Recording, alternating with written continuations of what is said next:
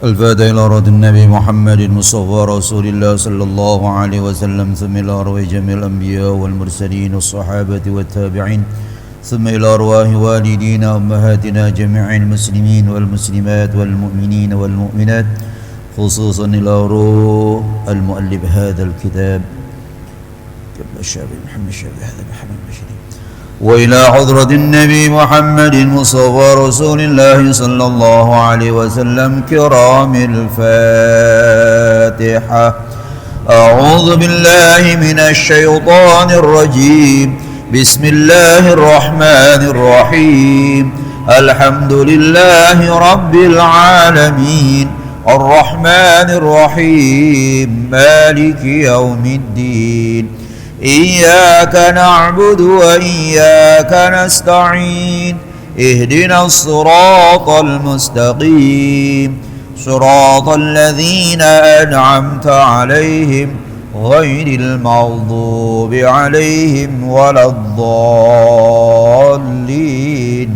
رب اغفر لنا ولوالدينا آمين. بسم الله الرحمن الرحيم. الحمد لله رب العالمين، والصلاة والسلام على أشرف الأنبياء والمرسلين سيدنا محمد وعلى آله وصحبه أجمعين، أما بعد. فقال المصنف رحمه الله أدام النفع به وبكم في الدارين آمين. قال اللهم ألهمنا علما نفقه به أوامرك ونواهيك، وارزقنا فهما نعلم به كيف نناجيك يا أرحم الراحمين. اللهم ارزقنا فهم النبيين وحفظ المرسلين وإلهام الملائكة المقربين برحمتك يا أرحم الراحمين. اللهم أكرمنا بنور الفهم وأخرجنا من ظلمات الوهم، وافتح لنا أبواب رحمتك وانشر علينا حكمتك يا أرحم الراحمين. آمين يا رب العالمين. Para jamaah, kita lanjutkan kajian kita setelah kita istirahatkan kurang lebih hampir 3 bulan. Kita masih berbicara masalah talak yang dikaitkan dengan sifat ataupun dengan syarat. Halaman 96 baris ke-3 dari atas. Ya, 96. Mungkin beda-beda kali bukunya.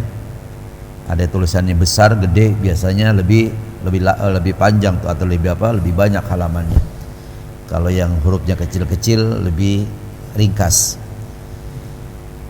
Sekarang kita bicara masih tentang itu, tentang talak yang dikaitkan dengan syarat ataupun dengan sifat. Wa minha, dan diantaranya, diantara talak yang dikaitkan dengan sifat dan syarat, lau qalat ya ahmaku, kalau seandainya seorang istri ngomong sama suaminya, ya ahmaku, wahai si tolol, si dongo, si bodoh. Bini ngomong begitu sama laki. Berani ya bini ngomong begitu, hei bodoh, hei dongo, hei tolol. Ya, itu kata si istri begitu.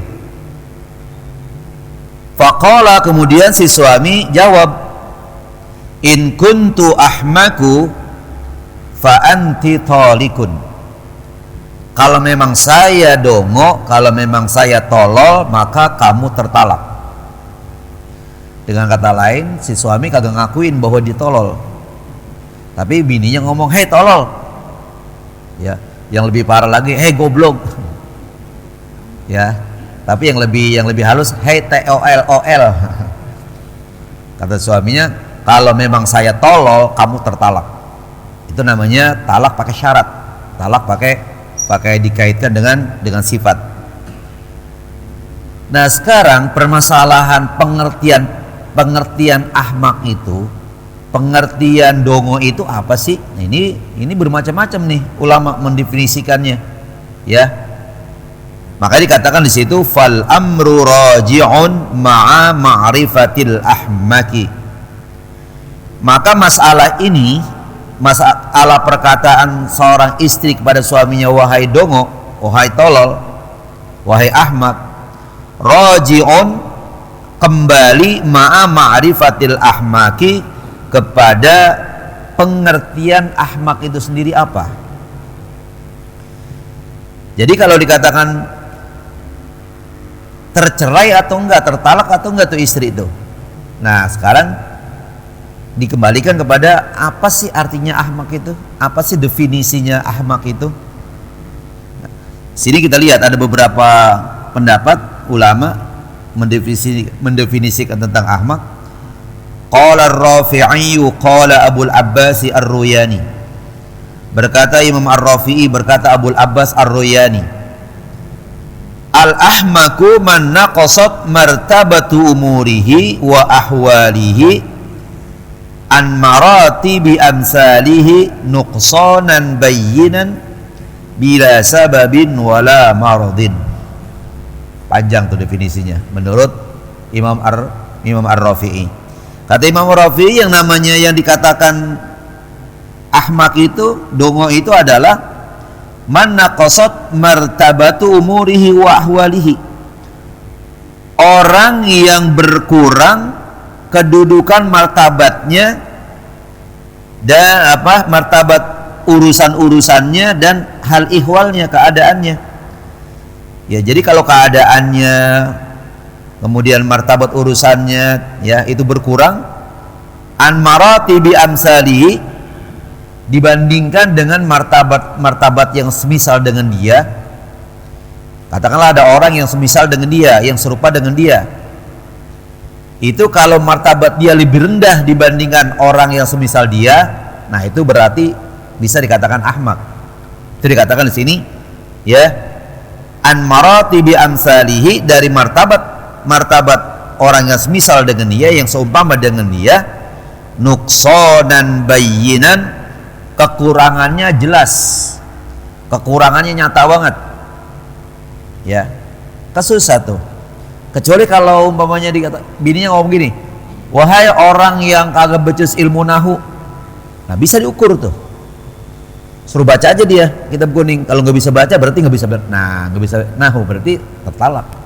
Wahai orang yang nggak ngerti ilmu faraid, ya disodorin. Ada orang meninggal dunia, meninggalkan istri, bapak, ibu, anak laki-laki 1, anak perempuan 3. Coba bagi berapa, bagaimana masing-masing. Kalau kagak bisa, berarti dia jelas bodoh. Kan enak kalau begitu. Tapi kalau wahai bodoh, bodoh gimana ini? Ya kan? Jadi susah untuk untuk memberikan pengertiannya dia tertalak atau tidak terhadap orang yang dikatakan wahai bodoh. Nah, kalau menurut Imam Rafi'i, kalau ada orang yang berkurang martabat urusannya dan hal ihwalnya dibandingkan dengan orang yang semisal dengan dia, kekurangannya nyata banget, bila sababin wala maradin, bukan lantaran ada sebab. Dia dongo itu ada sebabnya. Mungkin pikirannya terlalu banyak, ada anak yang dia sayang tenggelam di sungai sungai apa namanya itu? AC apa? Ya di Swiss itu. Ya, saya udah bisa bayangkan kalau saya kayak gak kuat itu. Ya. Anaknya ganteng, anaknya taat, anaknya sudah berpendidikan S1, bahkan mau S2 di Swiss. Ya kan?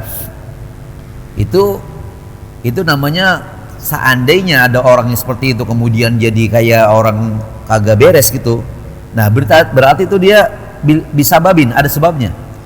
Ini kagak, dia berkurangnya ini dibandingkan orang semisalnya bila sababin, tanpa ada sebab, wala maradin, nggak ada karena sakit. Ada orang kan kalau zaman dulu kalau sakit panas akhirnya mungkin otaknya jadi terganggu ya, dia nggak sakit, nggak ada sebab apa-apa, tapi memang lain aja, berkurang aja tuh martabatnya, tingkatan pengetahuannya dibandingkan orang yang semisal dengan dia. Inilah ahmak menurut Imam Ar-Rafi'i dan Abul Abbas Ar-Ruyani. Wa qala an-Nawawi, berkata Imam Nawawi, qala sahibal muhadzabi wa tahdzibi, juga berkata dua pengarang kitab Muhadzab dan kitab At-Tahdzib, Apa kata beliau? Al-ahmaku may yaf'alu syai'a fi ghairi mawdi'ihi ma'al ilmi biqubhihi. Nah itu pendek dia. Yang dikatakan ahmak, yang dikatakan dongo, tolol adalah may yaf'alu syai'a, orang yang melakukan sesuatu fi ghairi mawdi'ihi, bukan pada tempatnya. Sepatu dia junjung, pecinya dipakai buat sendal. Itu kan melakukan sesuatu yang bukan pada tempatnya. Peci yang seharusnya di kepala dia pakai kayak sendal gitu, kayak sendal jepit. Nah, sendal jepit dia junjung-junjung. Nah, itu namanya ya kita udah yakin kalau yang begitu tolol banget itu orang. Ya. Bisa jadi kita katakan jahil murakkab. Jahilnya udah bersusun-susun. Ya kalau air panas ditiupin pantes. Orang minum air panas ditiupin pantes. Lah kalau air dingin ditiupin, itu namanya jahil murakkab tuh. Udah bodoh banget udah. Ya udah nggak ada tandingannya, namanya jahil murakkab. Jahilnya sudah bertumpuk-tumpuk.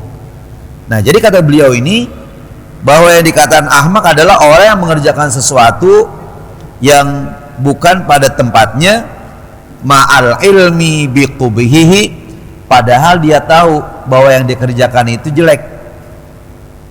Ya kalau sendal dijunjung kan jelek, kepala kotor.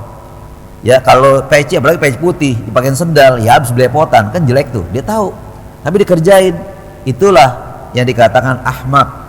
Itulah dikatakan dongo menurut ya Imam Nawawi dan dua pengarang kitab Muhadzab dan Tahzib. Kalau yang kedua ini kayaknya kita lebih paham nih. Ya, kayak artinya apa? Ya emang bodoh dah kalau begitu dah, ya. Begitu. Melakukan sesuatu bukan pada tempatnya. Wa fit tatimmati wal bayan, dan di dalam kitab At-Tatimmah dan Al-Bayan yang dikatakan ahmak itu adalah annahu may ya'malu ma yadurruhu ma ilmihi biqubhihi. Yang dikatakan ahmak adalah orang yang melakukan sesuatu yang membahayakan dirinya, padahal dia tahu bahwa apa yang dikerjakan itu jelek. Ya, umpamanya bajunya disiramin minyak tanah, kemudian dia main korek, ya, main gretan gitu, kayak anak kecil. Ya kan membahayakan dirinya. Kalau kebakar, ya bagaimana itu? Nah itu, ya itu kita juga akuin ada kalau semacam itu bodoh dah itu benar. Ya kalau disiram, ya disiram bajunya, disiram seluruh badannya, kemudian dia korekin api atau dia lemparin api ke badan tadi atau ke pakaian yang siram minyak itu. Nah, ma'al ilmi biqubhihi, padahal dia tahu bahwa itu adalah jelek. Perbuatan itu adalah sesuatu yang jelek. Ya kalau anak kecil kan nggak ngerti dia. Ya. Katakanlah umumnya ada barah. Ya panas tuh barah. Kemudian ada lagi di sini makanan, tapi dia kelihatannya nggak menarik. Pasti anak kecil ambil barah. Karena marong begitu kan. Marong bahasa orang Pegangsan, blur tuh. Marong banget begitu. Pasti itu diambil. Ya karena terang begitu. Dia nggak ambil makanan yang karena nggak Pak, daya tariknya nggak ada. Nah, itu anak kecil. Nah ini orang udah tua dan dia tahu bahwa perbuatan membakar dirinya itu nggak bagus, tapi dia bakar dirinya.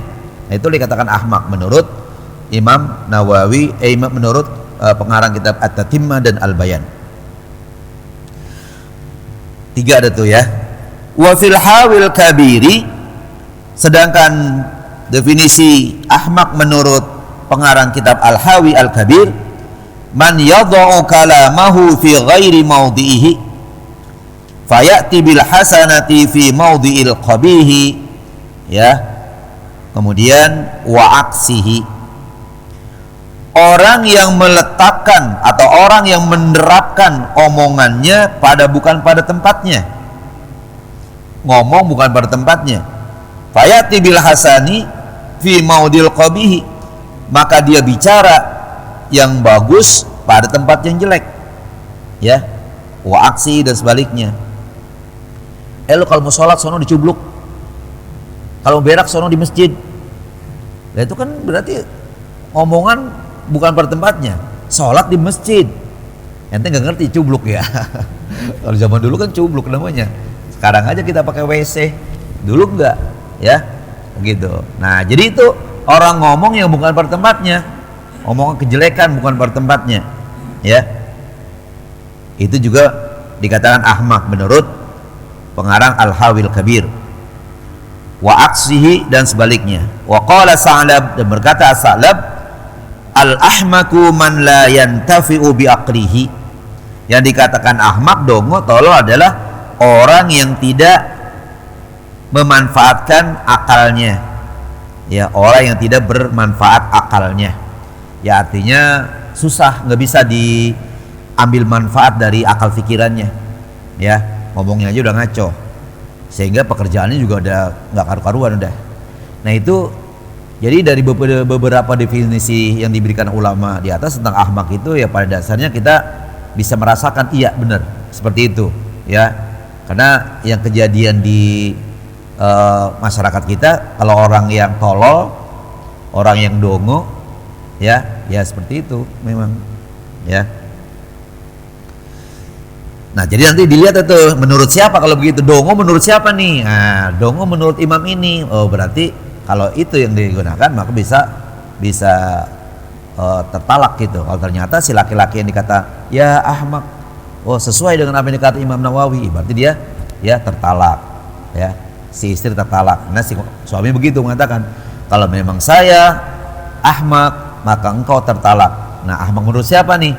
Ahmak menurut kitab At-Tatimmah dan tadi dikatakan Al-Bayan umpamanya. Oh, berarti tertalak dia. Wa minha, dan diantaranya juga talak yang dikaitkan dengan syarat dan dengan sifat. Qala rajulun li zaujatihi, seorang suami ngomong sama istrinya. Bahasanya bahasa begangsan aja dah. Seorang suami ngomong sama istrinya pakai ama, ya. Seorang suami ngomong kepada istrinya, sarakti au zanaiti. Jadi suami ngomong gitu, kamu mencuri, kamu sudah mencuri ya, kamu sudah berzina ya, kata suami kepada istrinya begitu. Faqalat, sekarang si istri ngomong, jadi kebalikan nih. Oh, tadi di atas istri yang ngomong sama suami, wahai tolol. Nah, sekarang suami yang ngomong sama istrinya, ya, kamu telah berzina ya, kamu telah mencuri ya. Faqalat, kemudian si istri berkata, lam af'al dzalika, saya tidak lakukan itu, saya tidak berzina, saya tidak mencuri, kata si istri. Faqala, kemudian si suami ngomong lagi, in kunti sarakti au zanaiti fa anti talikun, kalau kamu ya benar-benar mencuri dan benar-benar berzina, maka kamu tertalak. Jadi diawali dari perkataan suami, kamu mencuri ya, kamu berzina ya, ya, kata istri, saya tidak melakukan itu. Nah, kemudian kata suami, kalau kamu melakukan itu, kamu tertalak.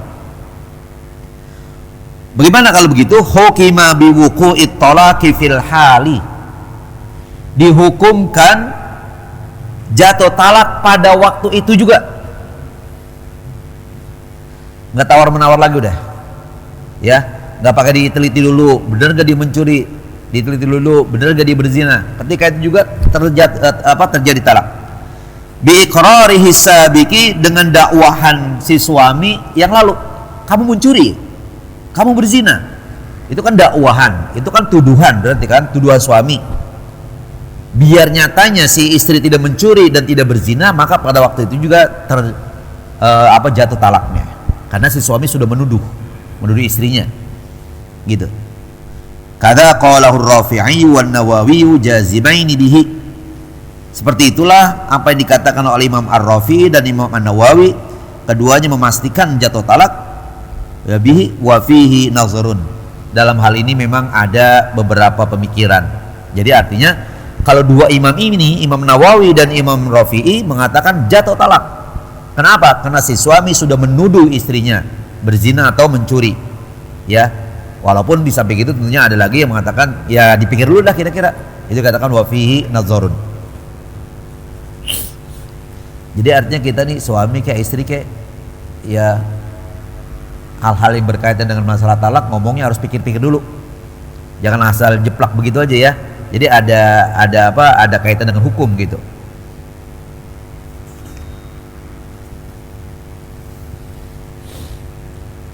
Para jamaah saya sih maunya satu kitab dan kita tutup dengan tahlil ya.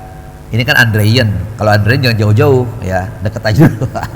Ini kan sekarang waktu jam 7:02 kayaknya tahlil sama doa cukup dan nih ya, ini masih ada 20 menit, 21 menit, 22 menit ya. Seresap itu ya, insyaallah kita lanjutkan. Wa minha law qala in darabtuki. Gitu ya situ ya.